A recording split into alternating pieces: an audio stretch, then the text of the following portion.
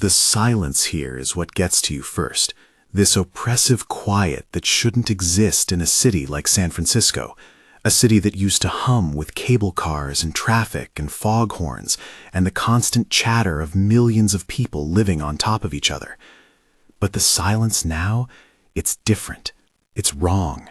It's muffled by this thick, unnatural fog that rolled in during May 2029 and never left, never lifted, never gave us even a single morning of clear sky to remind us what the sun looks like. The eternal mist, that's what the last radio broadcast called it before the stations went dark, before the emergency services stopped responding, before the government stopped pretending they had any control over what was happening. It sits on the city like a wet blanket, so thick you can barely see 10 feet in front of your face on a good day, sometimes only 3 or 4 feet on the bad ones. So heavy it dampens every sound until the whole world feels like you're underwater, or buried alive, or stuck in some nightmare version of reality where you're the only person left. The fog is cold, always cold, even though it's late 2030 now, and we should have had summers, should have had seasons, should have had some variation in temperature to mark the passage of time. But the eternal mist keeps everything at this constant damp chill that seeps into your bones and never leaves, that makes your joints ache and your teeth chatter, and your breath come out in clouds that mix with the fog until you can't tell where you end and it begins.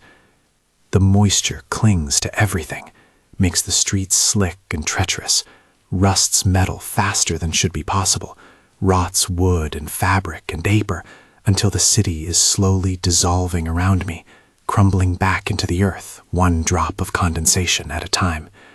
Your clothes are always damp, always heavy with water weight, always cold against your skin no matter how many layers you wear. I've given up trying to stay dry. That was one of the first lessons, one of the early adaptations. Dryness is a luxury from the old world, from before, from a time when you could walk into a building and feel warm air and see electric lights and pretend that humans were in control of their environment. There's a smell to the fog that I didn't notice at first, or maybe it developed over time, I'm not sure anymore. It's sulfur, faint but persistent, like rotten eggs or hot springs, or something volcanic that shouldn't exist in a coastal city. Sometimes I wonder if it's coming from underground, if whatever caused the eternal mist cracked something open beneath the bay, released gases that had been trapped for millions of years. Other times I think it might just be decay, the smell of a city dying, of organic matter breaking down in the constant moisture, of civilization composting itself into something new and terrible.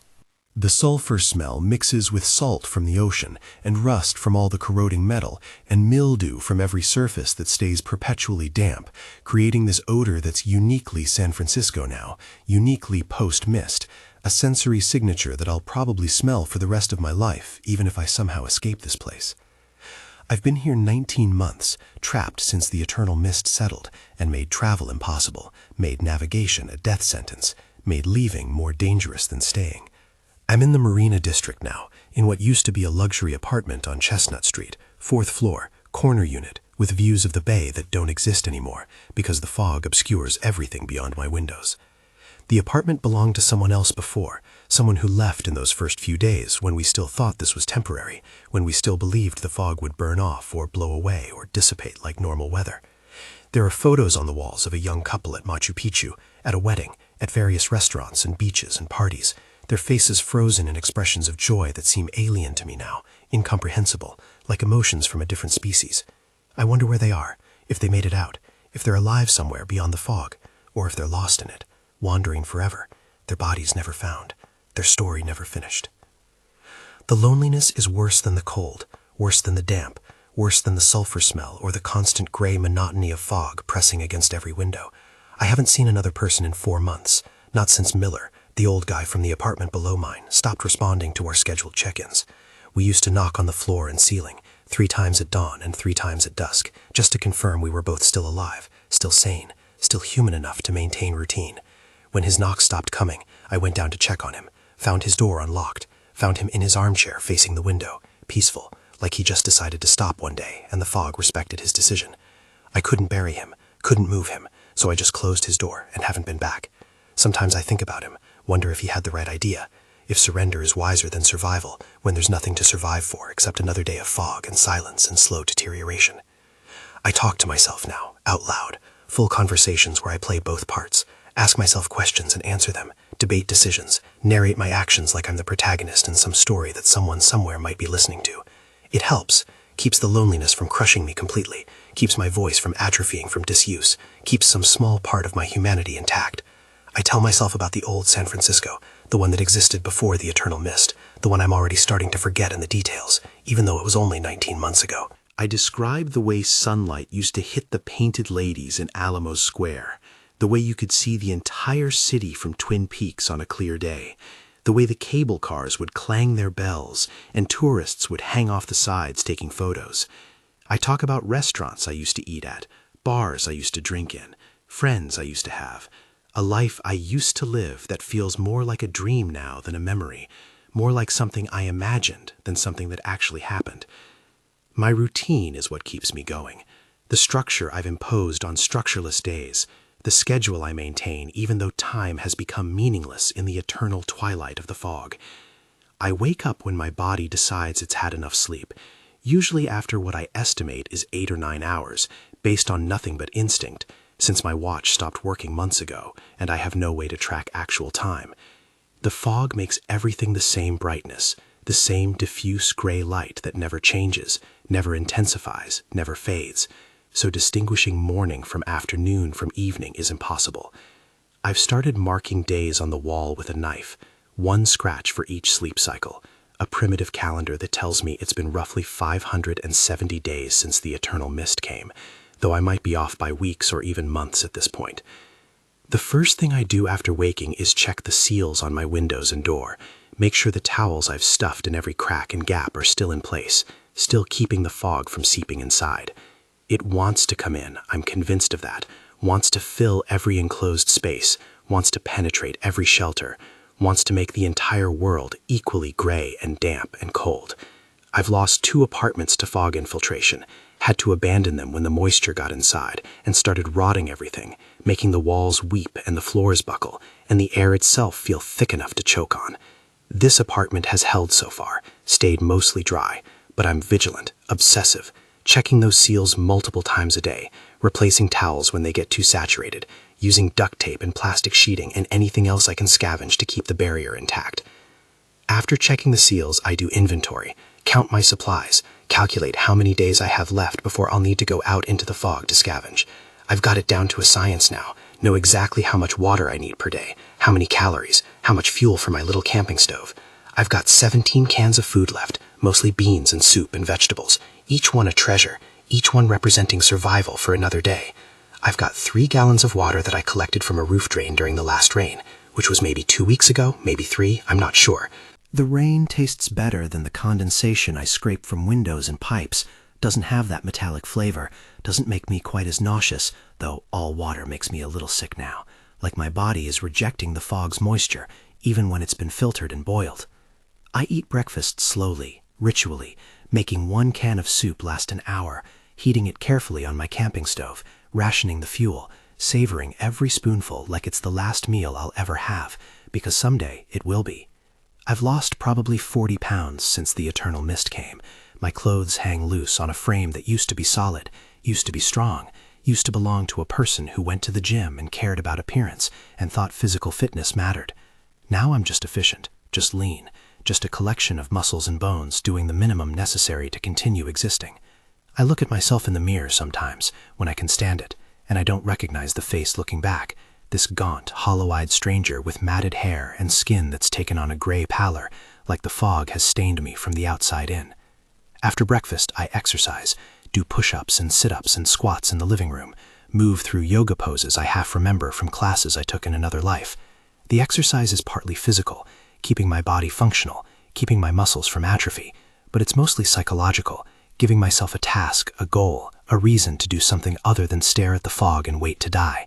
I count the repetitions out loud, another excuse to use my voice, another small rebellion against the silence. 20 push-ups, 30 sit-ups, 40 squats. numbers that ground me in a reality that otherwise feels completely untethered from anything concrete or measurable.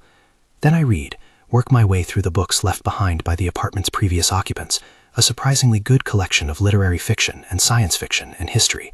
I'm rationing the books like I ration the food, allowing myself only 50 pages per day, making each volume last as long as possible, because once I've read them all, I don't know what I'll do with the empty hours.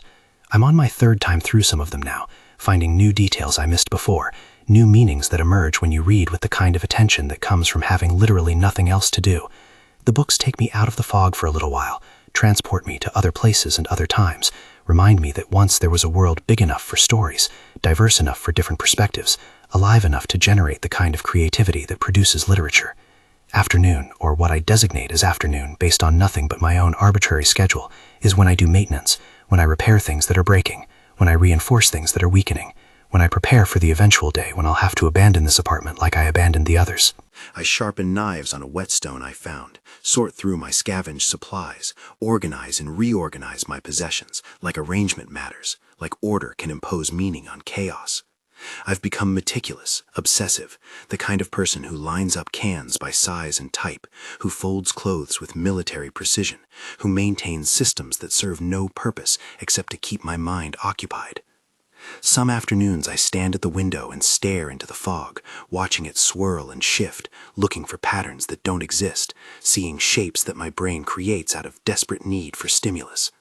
The fog moves but never reveals anything, never parts enough to show me the street below or the buildings across the way or any sign that the world beyond this apartment still exists.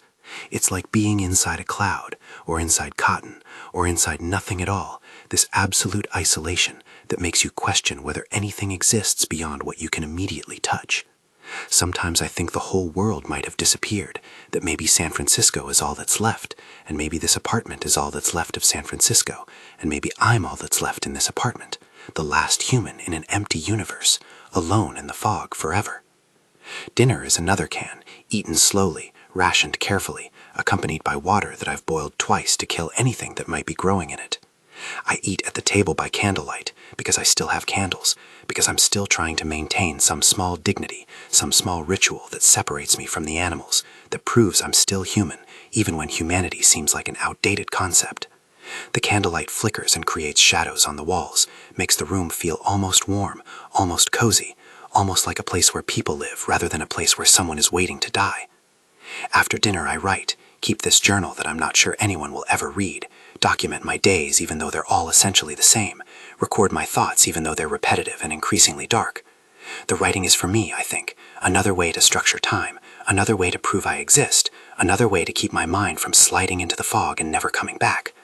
I write about the weather, which never changes, about my mood, which oscillates between resigned acceptance and screaming desperation, about my memories, which are fading like old photographs left too long in the sun. I write about San Francisco before the eternal mist, try to capture what it was like when you could see the sky and feel the sun, and walk down a street without fear of getting lost and never finding your way back. The city used to be so alive, so vibrant, so full of energy and diversity and possibility. The Mission with its murals and taquerias and hipsters drinking craft beer in converted warehouses. The Castro with its rainbow flags and history of resistance and sense of community that came from fighting for the right to exist. Chinatown with its red lanterns and roasted ducks hanging in windows, and the smell of incense and the sound of Cantonese echoing off narrow alley walls. North Beach with its Italian restaurants and City Lights bookstore, and a legacy of the beats still haunting the cafes. Golden Gate Park, stretching green and vast through the western half of the city, big enough to get lost in, beautiful enough to spend entire days wandering its paths and museums and gardens. I remember Sunday mornings at the Ferry Building Farmers Market, the stalls overflowing with organic produce and artisanal cheese and fresh flowers, the crowd of people carrying reusable bags and dogs on leashes, the buskers playing music, the smell of coffee and pastries from the vendors inside. I remember riding the cable cars, hanging on to the outside rail, feeling the mechanism grinding beneath you, the brakeman pulling the lever, tourists laughing and taking selfies, the city sliding past at 5 miles per hour. I remember the view from Koi Tower, 360 degrees of urban beauty, the bay and the bridges and the hills and the distant mountains, all of it spread out like a promise that life could be grand and complicated and worth living. All of that is gone now, buried under fog, inaccessible. Might as well be on another planet for all the chance I have of experiencing it again. The city is still here, technically. The buildings still stand. The streets still exist. But it's all invisible, all hidden, all lost in the gray nothing. Sometimes I wonder if the fog is permanent, if this is just what San Francisco is now, if future generations, if there are future generations, will grow up never knowing that once you could see more than 10 feet, never believing that the sky used to be blue and the sun used to shine, and people used to live without this constant damp chill soaking into their bones. Evenings I spend planning tomorrow's scavenging route, if I decide I need to go out, studying the hand-drawn map I've made of the neighborhood, marking places I've already checked, marking places that might still have supplies, trying to optimize my path to minimize time in the fog. Going out is always a risk, always dangerous, not because of anything in the fog, but because of the fog itself, because it's so easy to get disoriented, so easy to lose your sense of direction, so easy to wander in circles until you collapse from exhaustion or hypothermia or despair.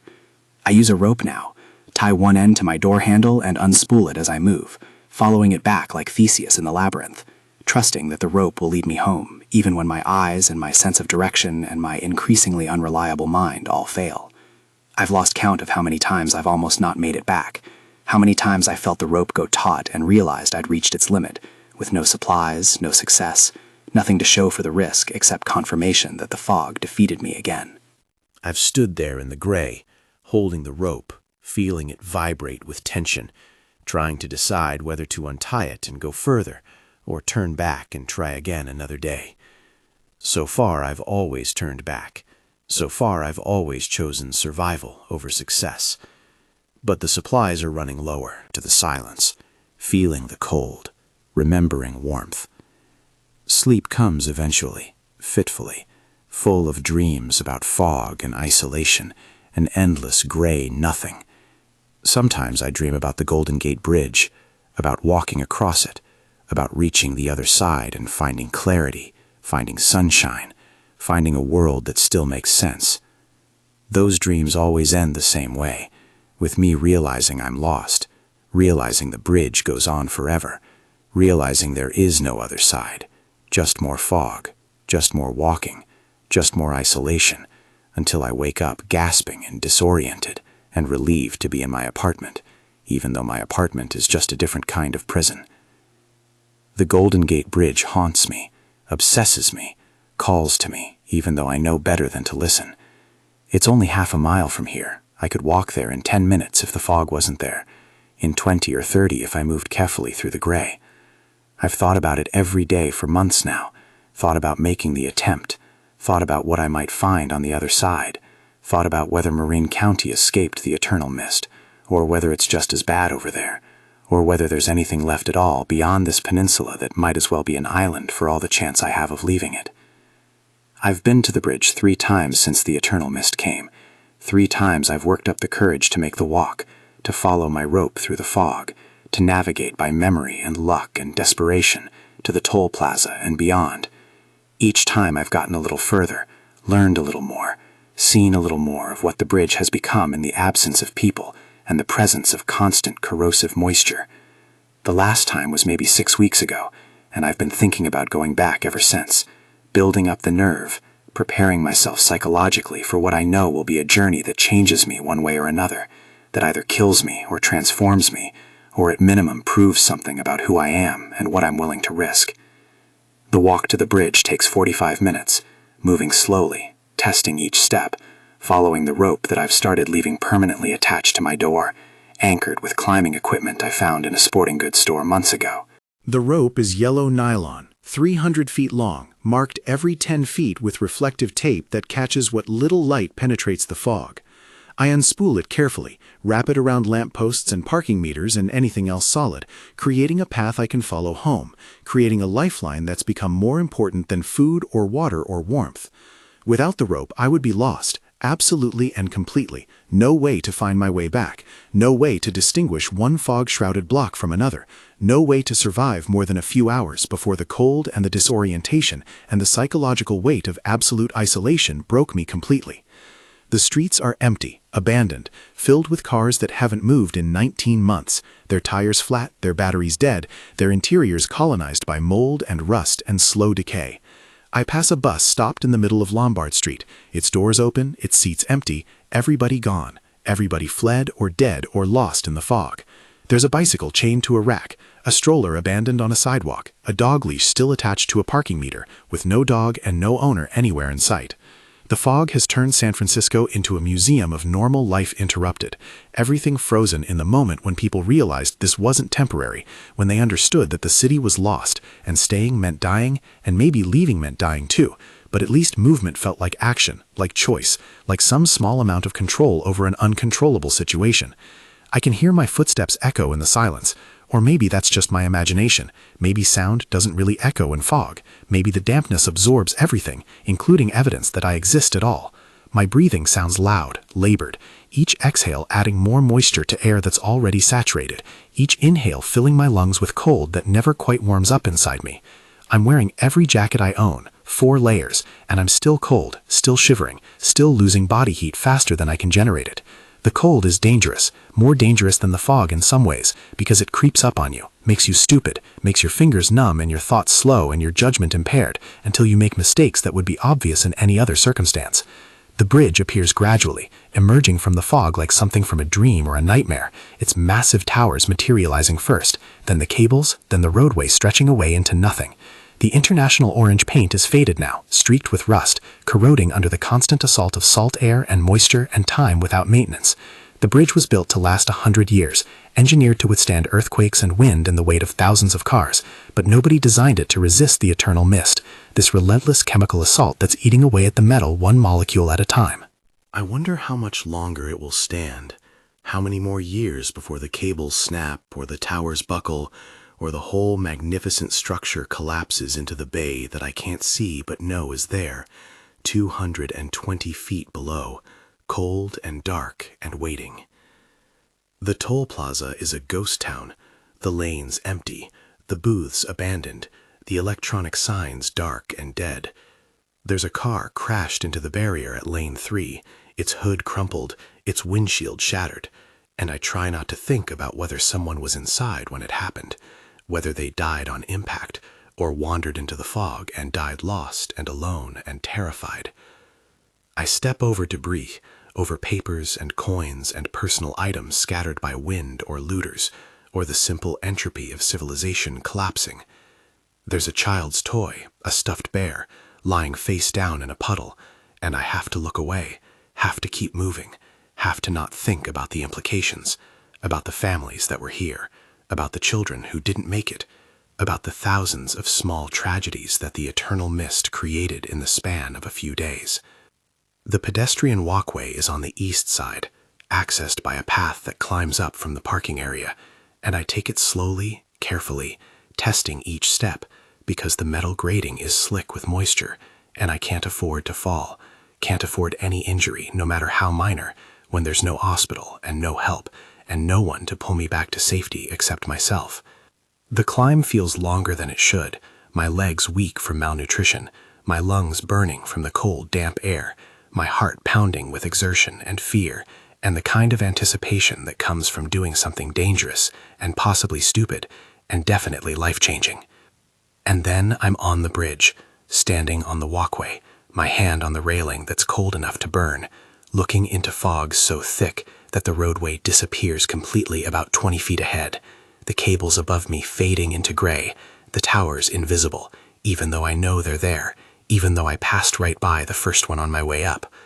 The vertigo hits immediately, this sense that I'm suspended in nothing, floating in gray space, untethered from the earth or any solid reference point. My rational mind knows the bridge is beneath me, knows the cables are above me, knows the structure is sound, at least for now, but my lizard brain screams that I'm about to fall, that there's nothing holding me up, that the fog is actually empty space, and one wrong step will send me plummeting into the void. I start walking, one hand on the rail at all times, my feet shuffling forward carefully, testing each step, moving maybe 5 feet per minute, taking forever to travel even a short distance. The bridge is 1.7 miles long, just under 9,000 feet, a distance that would take maybe 30 minutes to walk under normal circumstances. But these aren't normal circumstances, and I have no illusions about being able to walk the entire span, about making it all the way across, about finding whatever might be on the other side. My goal is just to get further than last time, to push the boundary of what I know, to map a little more of the bridge in my mind, to prove to myself that I still can, that I'm not completely broken, that there's still some small spark of curiosity or courage or stubbornness that makes me human rather than just a biological machine going through the motions of survival. The sounds of the bridge are what get to me most, these groans and creaks and metallic pings that echo through the fog, that come from everywhere and nowhere, that remind me that the bridge is alive in some sense, moving and flexing and responding to forces I can't see or understand.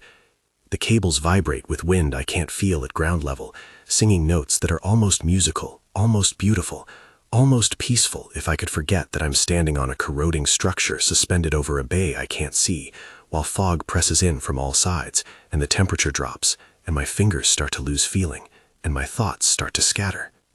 I pass abandoned cars, dozens of them, hundreds, all frozen in the moment when the fog came and traffic stopped, and people made choices about whether to stay with their vehicles or abandon them and try to make it across on foot.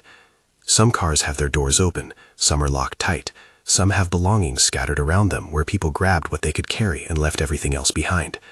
There's a Tesla with its doors open and its trunk popped, luggage spilled across the roadway, clothes and toiletries and electronics that are useless now.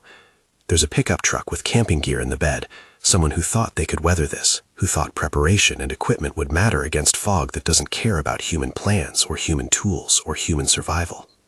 I'm maybe 300 feet onto the bridge when I reach the end of my rope, feel it pull taut behind me, feel the decision point arrive where I have to choose between turning back and cutting the rope and continuing without a lifeline.